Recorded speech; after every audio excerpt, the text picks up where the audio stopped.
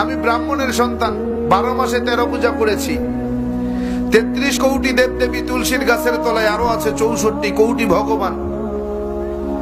আমি 21 বছর গবেষণা করে বেদ, পুরাণ, রামায়ণ, মহাভারত, জেন্দাবেস্তা, স্মৃতি, শ্রুতি, মনুসংহিতা, শ্রীমৎ ভাগবত গীতা, রাজভোগ আর কালীভোগ ছাড়াও অসংখ্য কিতাবাদির উপরে, সংস্কৃত ভাষার উপরে পাণ্ডিত্য অর্জন করে ডিগ্রি নিয়ে 44,441 খানা মন্ত্র পড়ে 30,000 মন্ত্র মুখস্থ করে দেখলাম তাদের ধর্মগ্রন্থে কোথাও নেই তার কোনো প্রমাণ।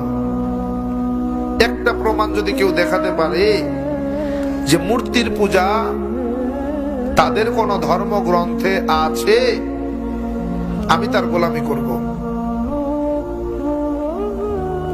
একটা মন্ত্র যদি দেখাতে পারে, তাদের বেদ বলে নাত আসতে, প্রতিমা আসতে, আমি সৃষ্টিকর্তা ঈশ্বরের কোন প্রতিমূর্তি নাই, প্রতিচ্ছবি নাই, আকার নাই, আকৃতি নাই, আমাকে দেখা যায় না, ধরা যায় না, ছোঁয়া যায় না, আমি লাল, নীল, হলুদ নাকি সবুজ তা বুঝাও।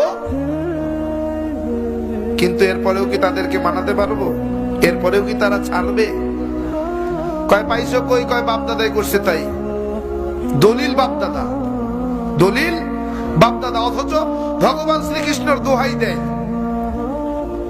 ভগবান শ্রীকৃষ্ণের দোহাই দেয়। ভগবান শ্রীকৃষ্ণ শ্রীমৎ ভাগবত গীতার 7 নম্বর অধ্যায়ের 20 নম্বর পৃষ্ঠার মধ্যে বলেন, অন্ধত্তম প্রবিশান্তি এ অসম্ভূতি মুপাস্তে।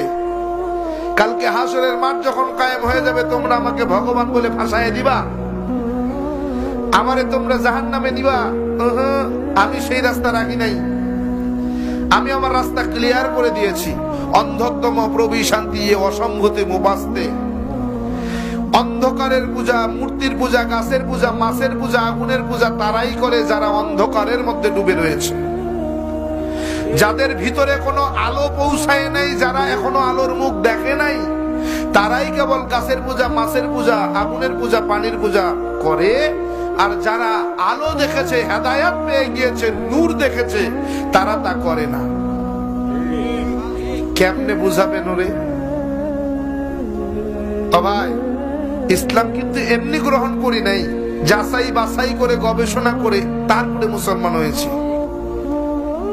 এরকম হাজার হাজার মন্ত্র বলা সম্ভব। কোরআনে হাকিমের 30 পারা 114টি সূরা, 6,666 মতান্তরে 6,238 আয়াতের সঙ্গে এই 30,000 মন্ত্রের হুবহু মিল আছে। কোরআনে হাকিমের প্রত্যেকটি আয়াতের সঙ্গে কয়েক শত মন্ত্র পাঠ করে শোনানো সম্ভব। শুধু তাই না, প্রত্যেকটা মন্ত্রের কিতাবের নাম, অধ্যায় নম্বর, পৃষ্ঠা নম্বর, শ্লোক নম্বর বলার মতো যোগ্যতা আল্লাহ তাআলা আমাকে দিয়েছেন। এমনি মুসলমান হই নাই, যাচাই বাছাই করে দেখছি পৃথিবীতে যদি কোনো শ্রেষ্ঠ ধর্ম থাকে সেটার নাম ইসলাম। সৃষ্টিকর্তা আল্লাহর পছন্দনীয় যদি কোনো জীবন বিধান থাকে সেটার নাম ইসলাম। ইন্নাদ দীনা ইনদাল্লাহিল ইসলাম। তারা বলেন ইদাং ইসলানাং কসাং ইল্লাল্লাহ।